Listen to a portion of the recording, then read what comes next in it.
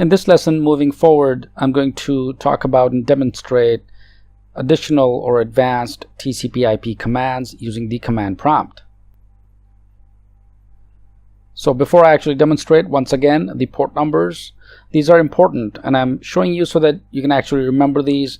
You'll come across situations where you'll be asked for just a port number. So the FTP, or the file transfer protocol, port number is 20 and 21. Telnet is 23, 25 is SMTP, and so forth. So basically the IP address provides the connection to the correct machine, but it cannot distinguish the different service that is required. So the port number is used for this purpose. It distinguishes the application, and the value can be from 0 to 65535. So basically the data that passes through a port number, specifically it knows that this data is for the file transfer protocol, Telnet, World Wide Web, and so on. Let's take a look at some of the advanced commands, TCPIP commands. I'm going to show you three important ones. There's several of them, of course, but the most important one are the getMAC, ARP, and NSLOOKUP.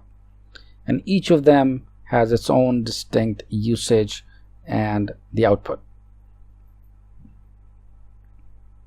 First, the MAC address. Before I actually demonstrate the getMAC command, the media access control address, or the MAC address, of a computer is a unique identifier assigned to network interfaces, in other words devices for communications, at the data link layer of the network segment, or the OSI layer. Every piece of hardware, by the way, on your local network has a MAC address in addition to the IP address. So now you have a house address, but you also have, in addition, a MAC address assigned to it by the local router or server. So the getMAC command simply returns the MAC address and a list of network protocols that are associated with it, with each address for all the network cards in your computer, for example, or across the network, either locally or over your local area network or wide area network. So the example of a MAC address is shown. It is basically 6-octet number, right? And each octet has 8 bits. So the first 3 octets are basically the unique identifier, also known as the OUI. And then the last 3 octets are the NIC, or the network interface controller.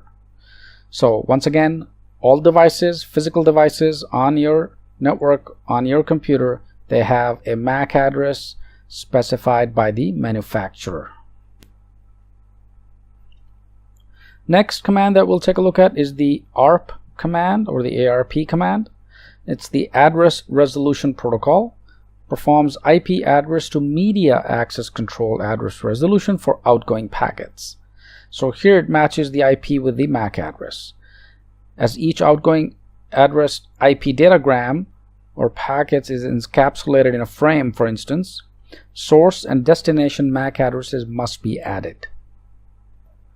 So determining the destination MAC address for each frame is the basic responsibility of the address resolution protocol. And finally, the third most important advanced command that I'm going to talk about and demonstrate is the NSLOOKUP, which is a network utility program used to obtain information about internet servers. As the name suggests, this utility finds name server information for domains by querying the DNS system. So if I were to do NSLOOKUP, google.com, for example, or any other website, it will give me the results and the output as well. So next, let me go ahead and demonstrate these three important commands. So let's open up the command prompt. So once I'm in the command prompt, here I'm just going to go ahead and first show you the basic getMAC command. So I'm going to go ahead and do getMAC. That's all I have to type. Hit the enter key, and notice it'll give me the actual physical addresses and then the transport names as well. The physical addresses are 6 octets, and these are the MAC addresses for the devices. I can also use parameters with the getMAC command. So for example, if I do getMAC and then space /v, it'll give me the actual details as well. So not only just the Ethernet or the connection name, such as Wi-Fi, for example, it'll tell me the actual physical device, which is the Realtek PCI card, the MAC address, and then the transport name. Similarly for the Bluetooth network, VirtualBox host, and so on. So all of my network connections with attached MAC addresses and the transport names. The next command I'm going to show you is the ARP command. So it's Address Resolution Protocol. It's ARP, and I'm going to use the parameter -a with a space. Hit the enter key, and notice what this does. It simply gives me the interface, which is the IP address, and then of course the internet address, and it matches with the physical address or the MAC addresses. And it also shows you the type, whether it's dynamic or static. And it does this for each IP address. So let's go ahead and clear out the screen here. The third important command is the ns lookup. So if I were to do, let's say, ns lookup space, and then I'm looking for a URL, right, or a domain name. It could be any domain name. So let's go ahead and I'm going to use one of them called claydesk.com.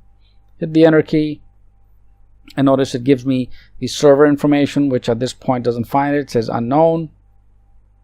Address is 192.168.1.1, and next it shows me the actual non-authoritative answer, which is the actual domain name, and then the ISP or the service provider's IP address. Similarly, if I were to do ns lookup, and you can of course practice with this, any other name, so I can go ahead and just type lookup space, and let's go ahead and do Microsoft.com, enter. Same thing, it shows me the actual first my local, and then the non-authoritative answer, which is the Microsoft.com, and then the various addresses. So it's a good utility to use. So I just wanted to demonstrate the important TCP/IP commands. So practice with these, and let's move to the next lesson.